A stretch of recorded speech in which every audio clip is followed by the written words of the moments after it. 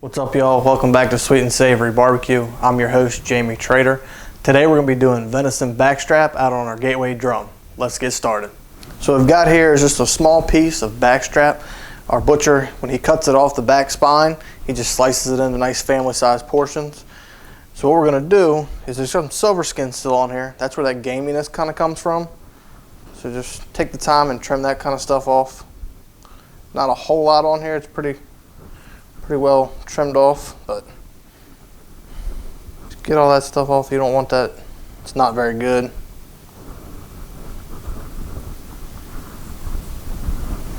Another little piece over here. All right, let's flip it over, check the back side. Then I'm going to come over here, I'm going to trim this little piece off too, just to even it up. Some back here. Just keep your cuts nice and shallow. Nice little piece. And that's all there is to trim these things. It's pretty easy. Now we're going to get some seasoning on it. So we've got a couple of different spices we're going to put on here. I'm going to start on the back side. Just going to take a little drizzle of olive oil. We're going to season this just like you would a beef loin that you're going to cook whole, or a prime rib for that matter. First thing we're going to use is the all queued up steak shake. This is an awesome base rub. It's got a lot of good buttery notes and flavors. Go ahead and get that a nice coat on there. We're going to follow that up with the Killer Hogs Hot. You want to get kind of light with this. We're just looking for a little color. That steak shake smells awesome. Then we're going to follow it up with a little bit of Killer Hogs Steak Rub. That's going to add some texture and just a little pop of flavor.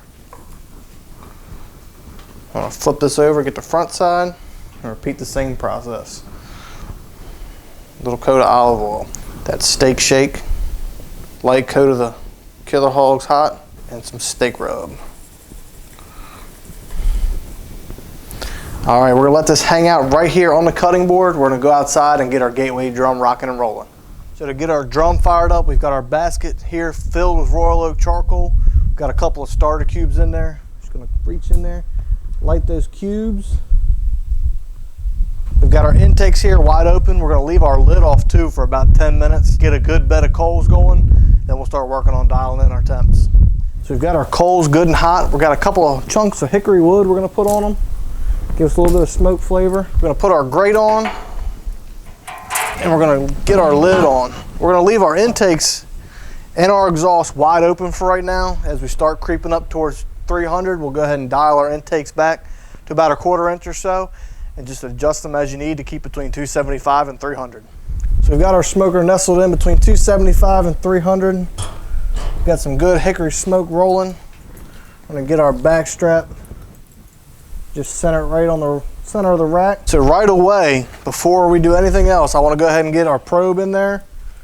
We're using a ThermalWorks dot. Just get it right in the center. We're going to set it for 124 degrees. That's exactly when we want to pull this off. You don't want to overshoot this. It'll get gamey that way too. So we're going to make up a quick steak butter. We're going to use this when we rest this back strap. We've got a stick of unsalted butter, a couple of tablespoons of minced garlic, some rosemary, and some thyme, a couple of turns of fresh cracked black pepper, and a pinch of kosher salt. You can use salted butter if you want, but I like to be able to control the salt content. Just gonna come in here, we're gonna mix this up. Get all those flavors incorporated into it. I'm gonna roll this in some plastic wrap to make a nice log for it. And you can use this on all sorts of stuff. They're really good on vegetables, all other kinds of steak, anything like that. Got our plastic wrap laid out. Just gonna take that butter, just put it right on the middle, and just roll it up. Form it into a log. Tighten down the sides. And stick this in the fridge and let it firm up. That way it's easy to slice. So we've hit 124. I'm gonna come in here with my thermopen and I just wanna verify these temps. Got a good color on it. 122, 24. Yeah, I'm gonna pull this guy. We're gonna get this inside. I'm gonna show you how we rest it. So we've got our backstrap inside, and to rest it, we took some of that butter we made up. We've got 4 pats for the bottom. Just gonna set this right on top. We're gonna put 4 more right on the top. Now we're just gonna wrap it up. We're gonna let this rest just like this right here on the counter for about 20 minutes. Then we're gonna cut in there and eat it. So we've let our piece of backstrap rest here for about 20 minutes in that butter and the foil. Don't want to lose any of that butter.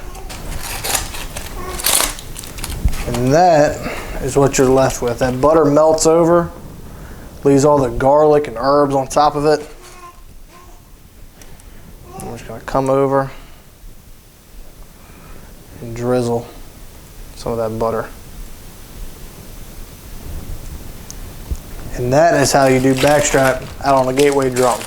Before we cut into it, like we always do, we're going to review what we did. We started with a piece of backstrap, got it seasoned up using the all queued up steak shake, some hot rub, and some steak rub.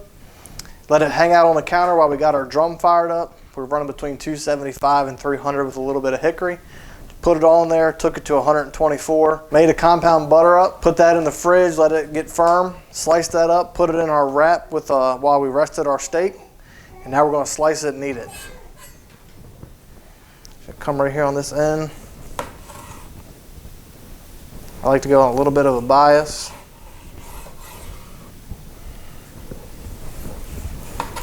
You can cut it as thick or thin as you like, but that is perfectly cooked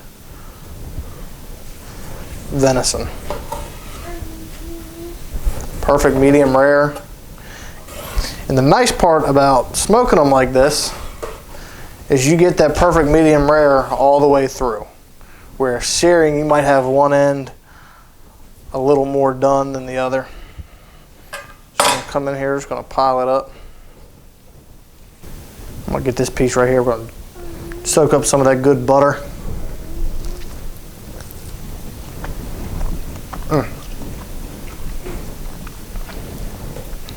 If you don't like deer and you make it like this, there's something wrong with you. It's not gamey at all. It tastes like really good beef. Whew, I gotta get me another bite too.